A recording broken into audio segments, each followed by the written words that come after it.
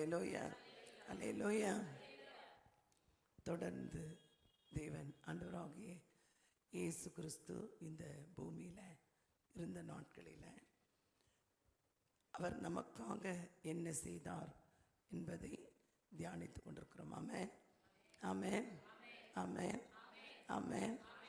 எனக்கு தான் தொண்டை நல்லா இல்லை, உங்களுக்குலாம் நல்லா இருக்கு. ஆமென். நல்ல சத்தத்தை உயர்த்தி நல்ல கரங்களை தட்டி அவர் நம்மோடு கூட என்ன பேசினார், இதெல்லாம் கற்றுக் கொடுத்தார் என்று நம்ம இன்னைக்கு தியானிக்க போகிறோம். முதலாவது, நம்முடைய வாழ்க்கையில் நமக்கு என்ன வேணும் அப்படின்னா, உலகம் என்ன நினைக்குதுன்னா, பிரதானமாய் நமக்கு பணம் தான் வேணும். ஃபஸ்ட்டு எல்லாரும் என்ன நினைக்கிறாங்க, பணம் தான் வேணும். பணத்துக்காக தான் கஷ்டப்படுறோம், பணம் தானே பிரதானம்னு நினைக்கிறோம். ஆண்டவராகிய இயேசு கிறிஸ்து இந்த பூமியில் இருந்தபோது பணத்தை குறித்து அல்லது ஆசீர்வாதத்தை குறித்து என்ன பேசினார்னு நமக்கு தெரிந்தால் நம்ம அதை சுதந்திரிக்க முடியும். வேதத்திலிருந்து ஆதியாகமம் 2:15 முதலாவது வாசி கேட்போம். ஆதியாகமம் 2வது அதிகாரம் 15வது வசனம். தேவனாகிய கர்த்தர் மனுஷனை ஏதேன் தோட்டத்தில் அழைத்து கொண்டு வந்து அதை பண்படுத்தவும் காக்கவும் வைத்தார். இது என்னது? ஆண்டவர் மனுஷனை ஏதேன் தோட்டத்துக்குள்ளாக, இந்த வசனம் என்ன சொல்லுது? சரியாய் வாசிங்க. தேவனாகிய கர்த்தர் மனுஷனை ஏதேன் தோட்டத்தில் அழைத்து கொண்டு வந்து, அப்ப எங்க இருந்தா ஏதேன் தோட்டத்துக்குள்ள அழைச்சு வந்தாராம். நல்லா தெரிஞ்சுக்கோங்க, நம்ம வீட்டில் இருக்கிறோம், ஆசீர்வாதமாய் வாழ இன்னொரு இடத்துக்கு தேவன் நம்மை கொண்டு போகிறார். ஆமென் சொல்லுங்க. நம்ம நினைக்கிறது போல ஏதேன் தோட்டம்னு ஒன்று இருந்தது, அங்கே தேவன் இருந்தார், மனுஷனும் இருந்தான், அவன் சந்தோஷமா இருந்தான். அப்படி தானே நினைக்கிறீங்க? அந்த வசனம் சொல்லுது, ஆண்டவராகிய தேவன் மனுஷனை ஏதேன் தோட்டத்தில், ஒரு அலையிலே சொல்லுங்க, அந்த தோட்டம் அவனுடைய வேலை ஸ்தலம். எல்லாரும் சொல்றீங்களா? அந்த தோட்டம் அவனுடைய வேலை ஸ்தலம். தேவன் மனுஷன் வாழ அவன் உழைச்சாதான் வாழ முடியும். அவன் உழைக்கணும். அவனுக்கு அங்கே யாருமே இல்லை, எல்லாம் அவனுடையது. தேவன் நினச்சிருந்தா அவனுக்கு வேலை செய்ய ஒரு 10 பேரை உருவாக்கி இருக்க முடியும். செல்ல பிள்ளை, இப்படி வச்சுக்கோங்க, அவன் தான் செல்ல பிள்ளை, அவனுக்கு தான் எல்லாமே. தேவன் மனுஷனுக்கு கொடுத்த முதல் ஆசீர்வாதம் அவனுக்கு ஒரு நல்ல வேலையை கொடுத்தார். ஆமென் சொல்லுங்க. நமக்கு இன்னைக்கு ஐஸ்வர்யம் வேணும், நமக்கு ஐஸ்வர்யம் வேணும் அப்படின்னா, நம்ம செய்கிற வேலையானாலும் பிஸ்னஸ் ஆனாலும் அதை உண்மையாய் செய்யணும். ஆமென் சொல்லுங்க, ஆமென் சொல்லுங்க, ஆமென். இதைத்தான் வேதம் நமக்கு சொல்லி கொடுக்குது. அந்த வேலையில தான் அவன் பாவம் செய்த போது பிரச்சனை வந்தது. அவன் ஏதோ ஒரு மிஸ்டேக் வரும்போது தான் நம்முடைய வாழ்க்கையில் பிரச்சனைகள் வருகிறது. அது வேலையானாலும், ஒருவேளை பிஸ்னஸ் ஆனாலும், வேறு எதுவானாலும், தேவன் நம்மை ஆசீர்வதித்து கொடுக்கிற ஒரு காரியத்தில் நம்ம எங்கேயோ மிஸ்டேக் பண்ணும்போது அது சாபத்தையும் கூட கொண்டு வந்து விடுகிறது, அல்லது பிரச்சனைகளையும் கொண்டு வந்துடுது. இயேசு இந்த பூமியில் இருக்கும்போது என்ன சொன்னார்? ஒரு உவமையை சொன்னார். மத்தேயு எழுதின சுவிசேஷம் 25:14 வாசிக்க கேட்போம். மத்தேயு 25:14. அன்றியும் பரலோக ராஜ்யம் புறதேசத்துக்கு பிரயாணமாய் போகிற ஒரு மனுஷன் தன் ஊழியக்காரரை அழைத்து தன் ஆஸ்திகளை அவர்கள் வசமாய் ஒப்பு கொடுத்தது போல் இருக்கிறது. இங்க ஒரு உவமையை சொல்கிறார். தொடர்ந்து வாசிக்கலாம். அவனவனுடைய திறமைக்கு தக்கதாக ஒருவனிடத்தில் 5 தாலந்தும் ஒருவனிடத்தில் 2 தாலந்தும் ஒருவனிடத்தில் 1 தாலந்துமாக கொடுத்து உடனே பிரயாணப்பட்டு போனான். அவனவனுடைய திறமைக்கு தக்கதாக. இப்போ ஒரு தாளந்து கொடுத்துட்டு எனக்கு கொஞ்சம் தான் பணம், இப்படி வச்சுக்கலாம். தாளந்து அப்படிங்கிற இடத்துல பணம் பணம். எனக்கு ஒரு தாளந்து தான் கொடுக்கப்பட்டது, எனக்கு 2 கொடுத்துருக்கிறாரு, அவனுக்கு மட்டும் 5 கொடுத்துருக்கிறாரு அப்படின்னு சொன்னா அவனவனுடைய திறமைக்கு தக்கதாக. முதல்ல நமக்கு தேவன் கொடுக்கறது என்னுடைய திறமையின் அடிப்படையில் என்னால் இவ்வளோதான் முடியும், அதனால தான் இதை கொடுத்துருக்கிறாருன்னு உணர்ந்துட்டோன்னாலே ஆசீர்வாதம் வந்துடும். நீதிமொழிகள் 10:4 இப்படியே சொல்லுது, வாசி கேட்போம். சோம்பர் கையால் வேலை செய்கிறவன் ஏழையாவான். ஏழையாவானா? யார் ஏழையாவது பாருங்க. ஆதி ஆகமத்திலே முதல் அதிகாரம் சிருஷ்டித்தார், 2வது அதிகாரம் தோட்டத்தை கொடுத்தார். அவனுக்கு ஒரு வேலை பண்படுத்தவும் அதை அவன் நல்ல செழிப்பான தோட்டமாய் மாற்றவும். அப்போ வேலை கொடுக்கப்பட்டது சோம்பேறிகளாய் இருக்கும்போது தான். நீதிமொழிகளில் அழகாக எழுதுறாரு, சோம்பர்களால் வேலை செய்கிறவன் ஏழையாயிடுவானா. சோம்பேறிகள் மாதிரி தேவ பிள்ளைகள் இருக்கவே கூடாது. ஏழையாயிட்டான். ஏன் எப்படி ஏழையானா? ஏன் கொடுக்கப்பட்ட வேலையை அல்லது பிஸ்னஸை தேவன் நமக்கு கொடுத்த அந்த கனத்துக்குரிய காரியத்தை நம்ம அசட்டையாய் செய்யும்போது தான் ஏழையாகிறானா. வாசிங்க. சுறுசுறுப்புள்ளவன் கையோ செல்வத்தை உண்டாக்குமா. இப்போ என்ன சொல்லுது பைபிள் நமக்கு? நம்ம என்ன சொல்றோம்? ஆண்டவர் தான் ஆசீர்வதிக்கல, ஆண்டவர் தான் தரல, இவனுக்கு தந்துட்டாரு, இவங்களுக்கு தந்துட்டாரு, அவங்களுக்கு தந்துட்டாரு. அவர் பட்சபாதம் உள்ள தேவன் இல்லை.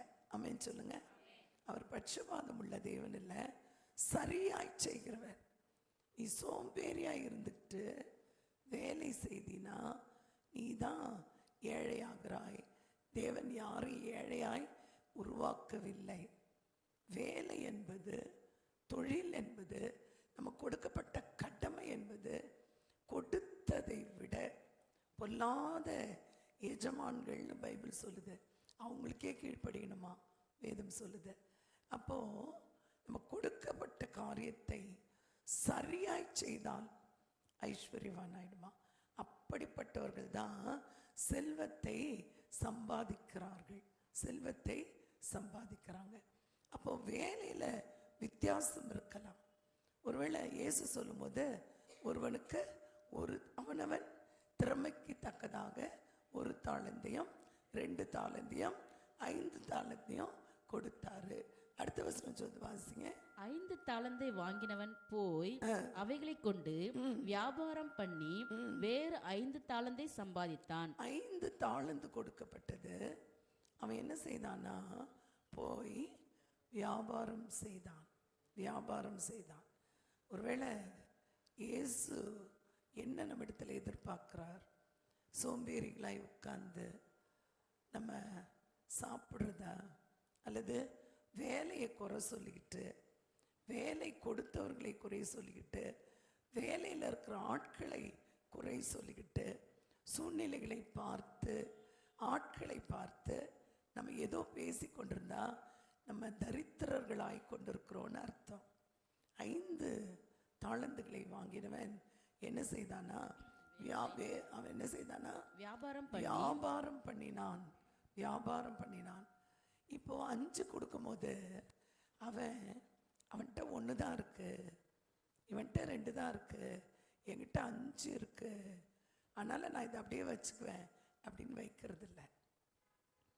இன்னைக்கு பூமியில கூட பல செல்வந்தர்கள் கடுமையாய் உழைக்கிறதை பார்க்கிறோம். நம்ம என்ன நினைச்சுக்கிறோம்? ஏன் இப்படி ஓடுறீங்க?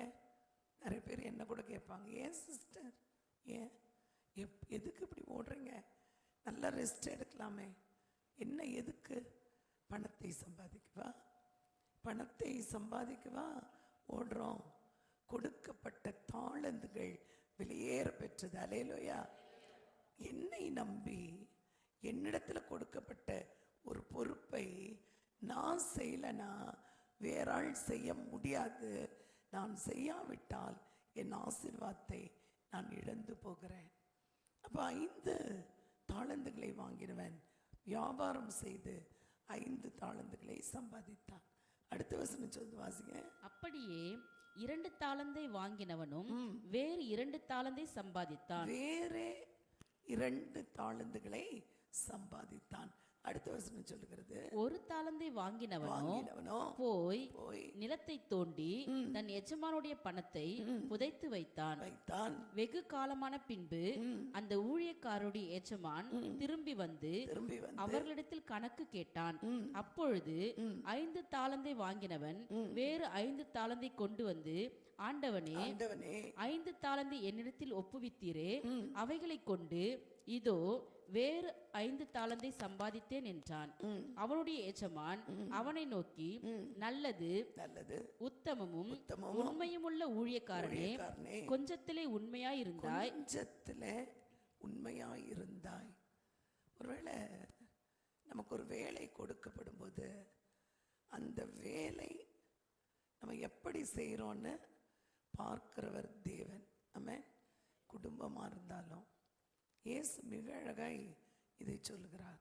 ஒருவேளை வீட்டுக்குள்ள நம்ம இருப்போம், நம்ம கொடுக்கப்பட்ட வேலையை அல்லது நம்ம பொறுப்பை எப்படி செய்யறோம்னு பார்க்கிறவர் இயேசு. ஆமென் சொல்லுங்க. ஆமென்.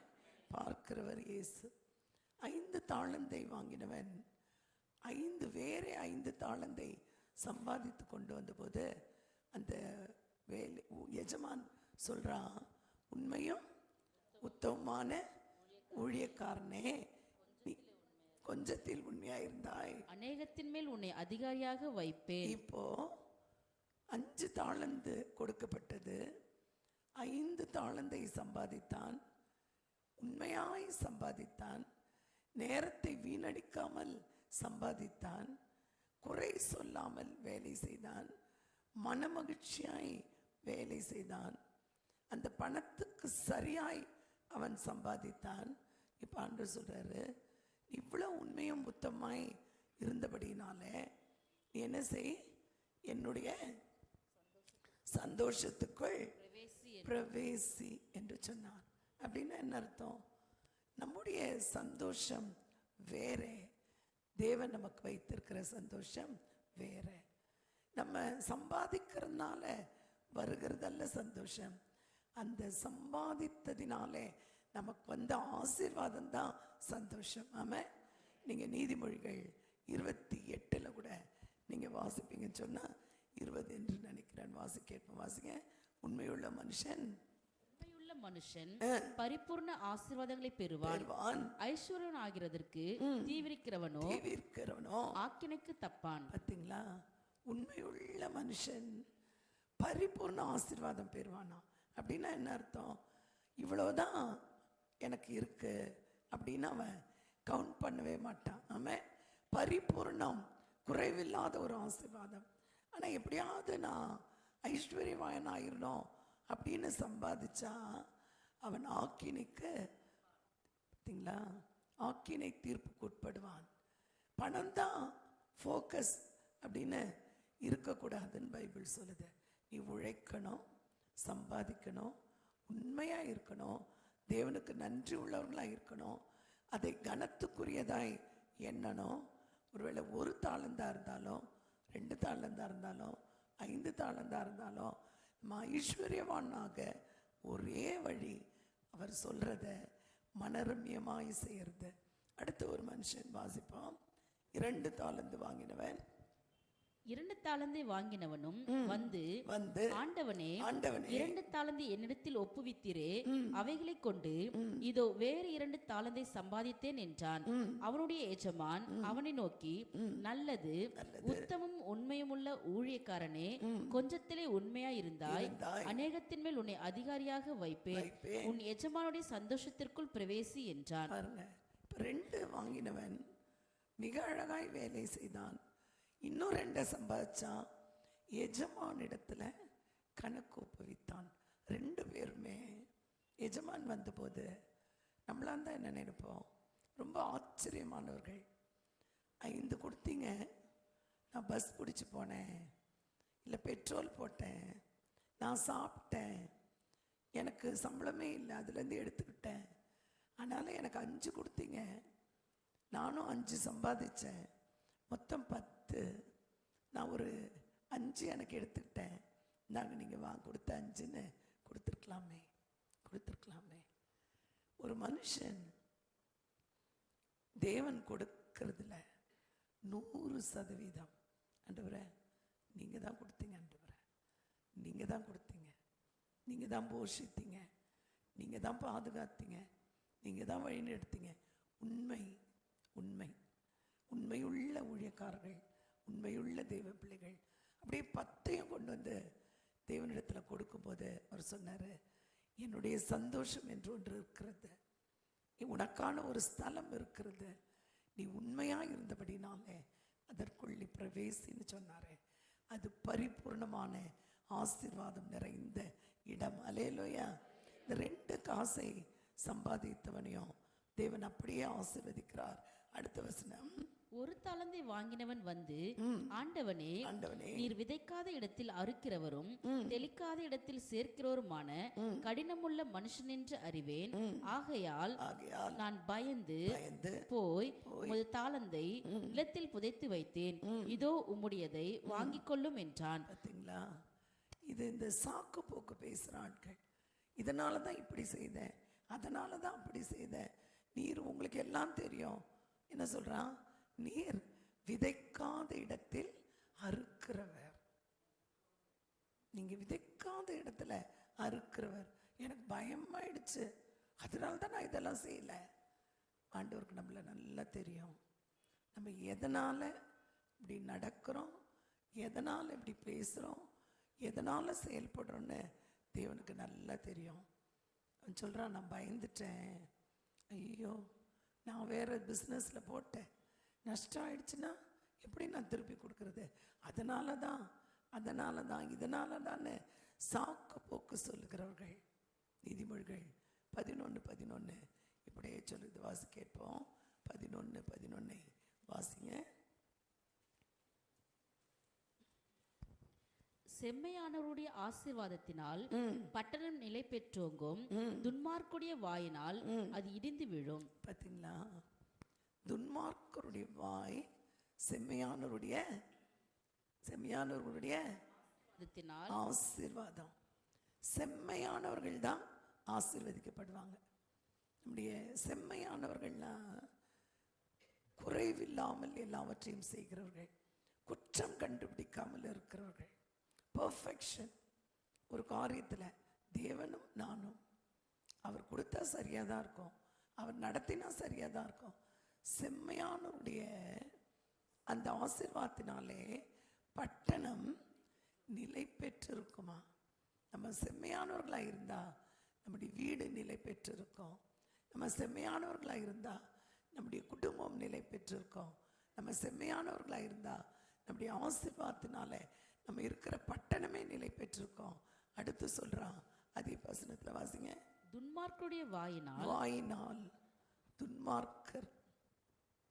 துன்மார்க்கர்கள் தான். ஒரு தாளந்து வாங்கினா தெரியுமா, எதையாவது ஒன்று பேசுவான். இந்த இடத்துல நம்ம எஸ்கேப் ஆகணும், இந்த இடத்துல ஏதாவது ஒரு பதில் சொல்லிடணும், இங்கிருந்து நம்ம தப்பிச்சுக்கணும். தேவனுக்கு நல்லா தெரியும்.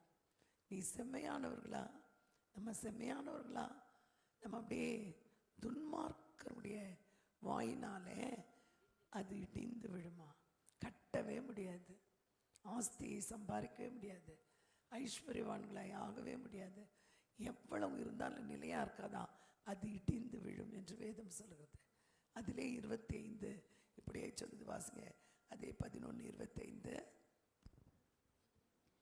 உதாரண குணமுள்ள ஆத்துமா செழிக்கும், எவன் தண்ணீர் பாய்ச்சுகிறானோ அவனுக்கு தண்ணீர் பாய்ச்சப்படும்.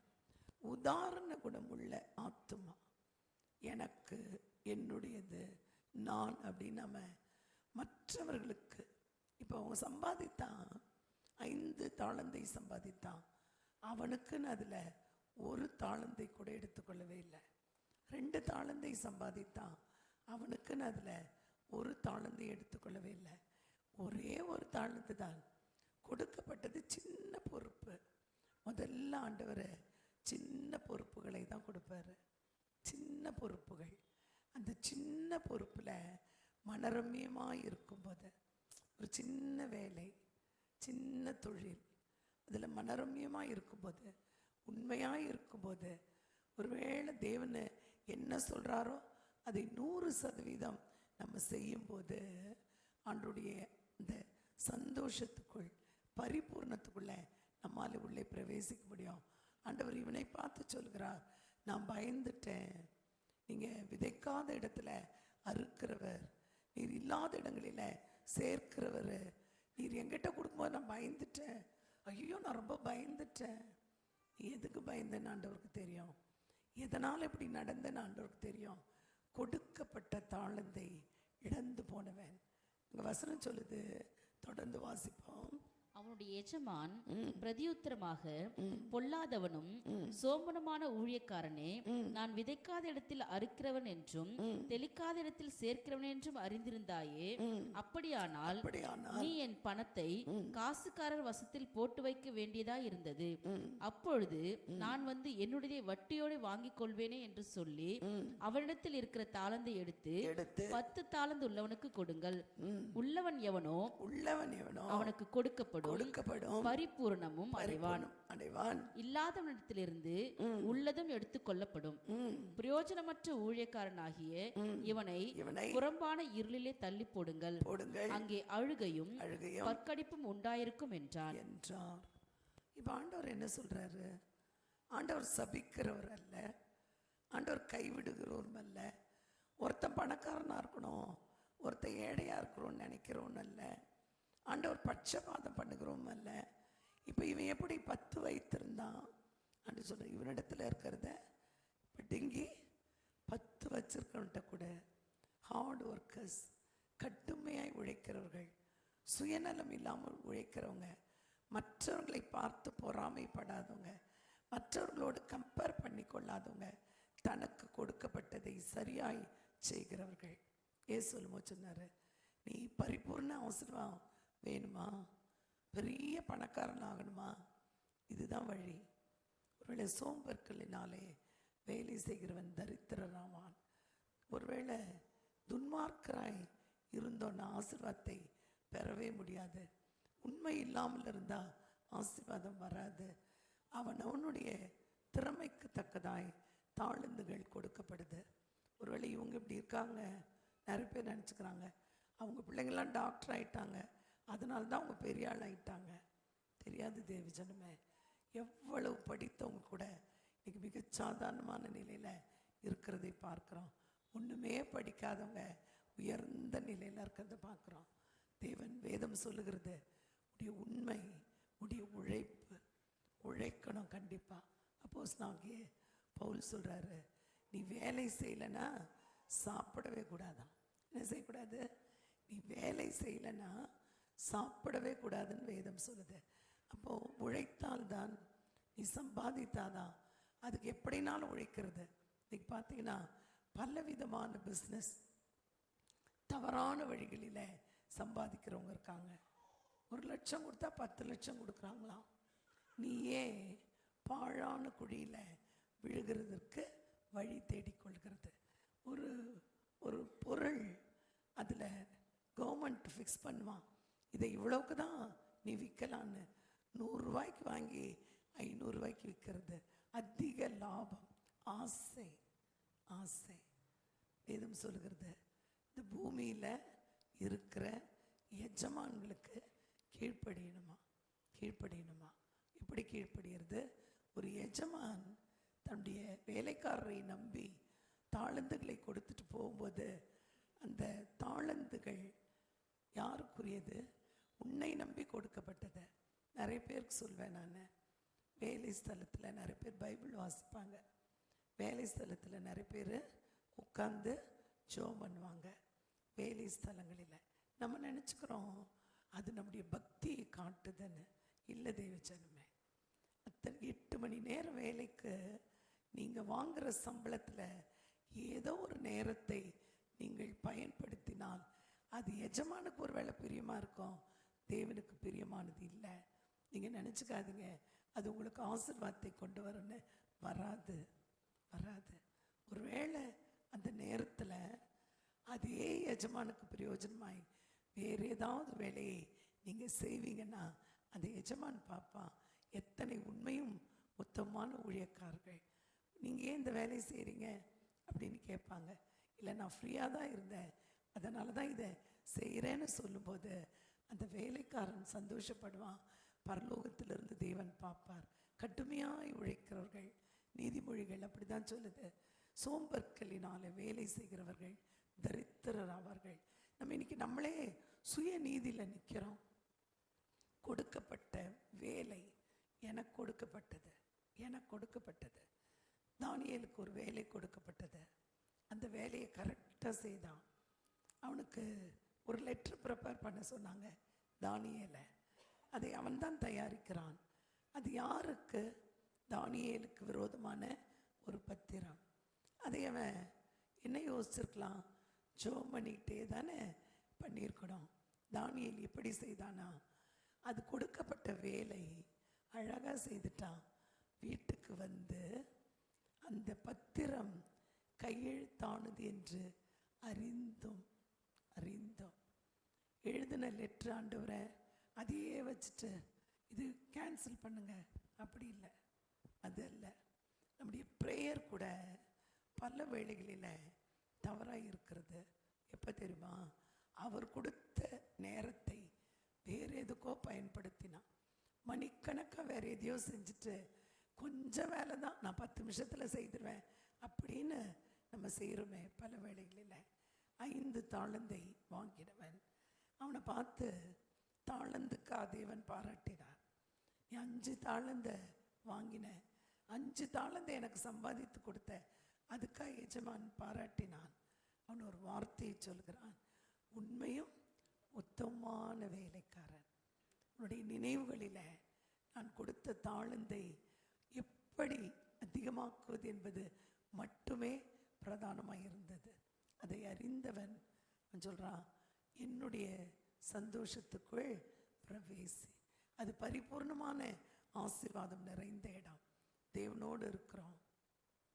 நம்முடைய வாழ்க்கையில் நம்முடைய வாழ்கிறது ஒரே ஒரு முறை தான், ஒன் டைம். அதில் நம்முடைய வார்த்தை, துன்மார்க்கருடைய வாயினாலே பட்டணம் இடிந்து விழுமா, குடும்பங்கள் இன்னைக்கு உடையுது, உறவுகள் உடைஞ்சு போகுது, வேலை இழக்கிறார்கள், ஒருவேளை பிஸ்னஸில் நஷ்டம் வருது, அப்படியே பிரிவினைகளும் சண்டைகளும் வருது, தேவையில்லாத பிரச்சனைகள் வருது. துன்மார்க்கருடைய வாயினாலே பட்டணங்கள் இடிந்து விழாம். ஒருவேளை நம்ம கட்டுறோமா, இடித்து கொண்டிருக்கிறோமா? கட்டுகிற ஆட்களாய், சம்பாதிக்கிற ஆட்களாய், உண்மையுள்ள ஆட்களாய், உண்மை உள்ளவர்கள், பரிபூர்ண ஆசீர்வாதம் அதில் குறைவு இருக்காது, அதில் வருத்தம் இருக்காது. அதில் வருத்தத்தோடு ஆகாரம் புசிக்க வேண்டிய அவசியம் இருக்காது. சந்தோஷமாய் எப்படி பிரச்சனைகள் வந்தாலும் உள்ளே இருக்கிற சந்தோஷத்தை ஒருவனாலும் எடுக்க முடியாது. நம்ம மற்றவர்களை பார்க்கும் போதே தைரியமாய் பார்க்க முடியும். ஏன்னா உண்மையும் உத்தமாய் வாழ்கிறோம் என்கிற நம்பிக்கை, உண்மையும் உத்தமாய் இருக்கிறேன் என்கிற நம்பிக்கை. நம்ம எப்படிப்பட்டவர்களாக இருக்கிறோம்? நம்ம நினைக்கிறோம் தேவன் வானத்தை திறந்து நம்ம வீட்டில் ஆஸ்திகளை கொட்டுவார். எப்போ தெரியுமா? நீங்கள் கொடுக்கப்பட்ட வேலையை, ஆதாமுக்கு ஒரு வேலை கொடுக்கப்பட்டது. முதல் வேலை, தேவன் ஆதாமை தோட்டத்துக்குள்ளே அழைத்து வந்தார். அதுவரையும் தோட்டத்தில் இருந்தான். அவனுக்கு ஒரு வேலை ஸ்தலம் பிரித்து கொடுக்கப்பட்டது. ஆதாம் அங்கே வேலை செய்தான். அங்கே கொஞ்சம் தேவனுடைய வார்த்தையை மிஸ் பண்ணான். தேவனுடைய வார்த்தை, அவன் தேவனுடைய வார்த்தையை முதல் நிலைமையில் வைத்திருக்க வேண்டியவன். அவனுக்குள்ள பிசாசின் சிந்தை வந்தது, தொடர்பு வந்தது. அவன் இதை புசித்தா என்ன? இது நான் பண்படுத்துகிற தோட்டம், நான் நீர் பாய்ச்சுகிற தோட்டம், என்னுடைய கரத்தின் விளைச்சல் தானே. நான் சாப்பிட்ட என்ன, சாப்பிடலாம். மனைவி கொடுத்தாள், அதை புசித்தான். அப்பதான் அந்த பூமி, இப்படி வச்சுக்கோங்க, நீங்கள் பார்க்குற வேலை அல்லது நீங்கள் பார்க்குற பிஸ்னஸ், உங்களுடைய வருமானம், உங்களுடைய ஆசீர்வாதம் எங்கே சாபமாக மாறிப்போச்சு தெரியுமா? தோட்டத்தில் எந்த மாற்றமும் இல்லை, தேவனுடைய சிருஷ்டிப்பில் எந்த மாற்றமும் இல்லை, அழைத்ததிலையோ ஆசீர்வதித்ததிலையோ எந்த மாற்றம் இல்லை. துன்மார்க்கருடைய வாயினாலே, சோம்பேறித்தனமான செயல்களினாலே, மனுஷிக சிந்தையினாலே, அந்த ஒரு தாளந்தை வாங்கினவன் பேசினானே, நீர் ஆண்டவரே நான் பயந்துட்டேன், ஐயோ எஜமானே உன்னை பார்த்தாலே பயமாக இருக்கு, நீங்கள் விதைக்காத இடத்துல அறுக்கிறவங்க, இல்லாதவைகளெல்லாம் சேர்க்கிறவர், என்கிட்ட கொடுத்துருக்குறீங்க, நீங்கள் என்ன சொல்ல போகிறீங்களோன்னு பயந்துட்டேன். நீ பயப்படுவியா, பயப்பட மாட்டியா? நீ என்ன நினச்சிட்டு இருக்கிறன்னு நம்மை குறித்த, ஒவ்வொருவரை குறித்த எண்ணங்களும் நினைவுகளும் தேவனுக்கு உண்டு. இத்தனை காரியத்திலையும் ஆண்டவர் சொல்கிறாரு, உடைய ஆசீர்வாதத்தை இதனால தான் இழக்கிற. அந்த அழுகையும் பற்கடிப்பும் நிறைந்த இடத்துக்குள்ளாய் போகிறதுக்கான வழியாய் இது இருக்கு. 2 விதமான ஆசீர்வாதங்களை மனுஷன் இழக்கிறான். ஆதாம் அப்படித்தான் இழந்தான். ஒன்று, அவருடைய வேலையில் பிரச்சனை வந்தது. 2வது, மிகப்பெரிய ஆசீர்வாதத்தை இழந்து அங்கேருந்து வெளியே வந்தான். இயேசு நமக்கு இன்றைக்கு சொல்லுகிறார், எங்கே இருக்கிறீங்களோ அங்கே உண்மை உள்ளவர்களாக இருங்க, மனரம்யம் உள்ளவர்களாக இருங்க. ஒருவேளை கொடுக்கப்பட்ட நேரத்தை சரியாய் பயன்படுத்துங்க. நான் உங்களுக்கு எழுதி தரேன், நீங்கள் ஆசீர்வதிக்கப்படுறீங்களா இல்லையான்னு பாருங்கள். அந்த கொஞ்சத்தில் உண்மை, கொஞ்சத்தில் உண்மை. ஆண்டவர் சொல்கிறார், கொஞ்சம் கொடுக்கப்பட்டது, ஆனால் அவர் வைத்திருந்தது அநேகம். ஒரு டெஸ்ட், ஃபஸ்ட்டு டெஸ்ட் கொடுப்பார் ஆண்டவர், ஒரு டெஸ்ட். இதெல்லாம் கொடுத்து கொடுத்து கொடுத்து பார்ப்பாரு, எப்படி செயல்படுகிறோன்னு பார்ப்பாரு. ஒருத்தர் செயல்கள் கொஞ்சமாக தான் இருக்கும், ஆமாம் பேசுறது மட்டும் ரொம்ப அதிகமாக இருக்கும். கவுண்ட் பண்ணுறது மனுஷர்கள் அல்ல, தேவன். கவுண்ட் பண்ணுறது மனுஷர்கள் அல்ல, தேவன். ரூத்தை குறித்து வேதம் சொல்கிறது, அவள் வயல்வெளியில் அந்த சிதறின கோதுமைகளை புரக்கி கொண்டிருந்தாளாம். உண்மையாய் வேலை செய்தாள். அவள் எஜமான் உள்ளே வரும்போது அவள் சாப்பிட்ற இடத்துல உட்காந்துருக்கா. போவாஸ் கேட்குறான், யார் இந்த பெண், என்ன வந்து சாப்பிட்றதுக்கு உட்காந்துருக்கா? ஒருத்தர் இருந்தாங்க, பரிந்து பேசுகிறவன். அவன் சொல்கிறான், இல்லை, காலை முதலே இவ இங்கே தான் இருக்கிறா, வேலை தொடங்குறதுலேருந்து இங்கே தான் இருக்கா, கதிர்களை புரக்கி கொண்டிருக்கிறாள், இப்போ தான் இங்கே வந்தா. உங்களுக்கான நீங்கள் செய்த காரியங்களை எஜமான இடத்தில் சொல்ல பரிந்து பேசுகிற இயேசு இருக்கிறார். அவர் பொய் சொல்லவே மாட்டார், பொய் சொல்லவே மாட்டார்.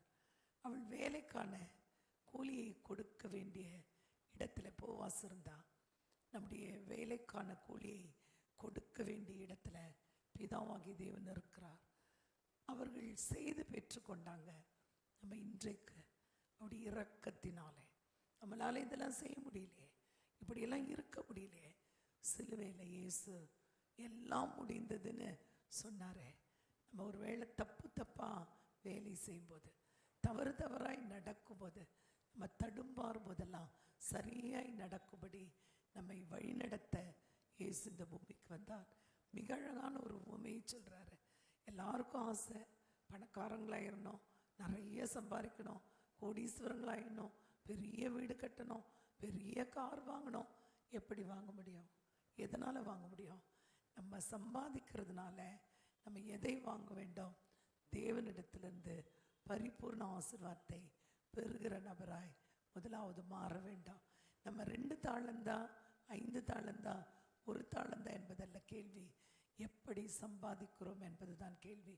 அவருடைய வார்த்தையை கேட்டு அதன்படி செய்கிறவர்கள் ஆசீர்வதிக்கப்படுவார்கள். ஆமென். கண்களை மூடி, நன்றி ஆண்டவரே, நன்றி ஆண்டவரே. ஆண்டவரே, எங்களை தகுதிப்படுத்துங்கப்பா.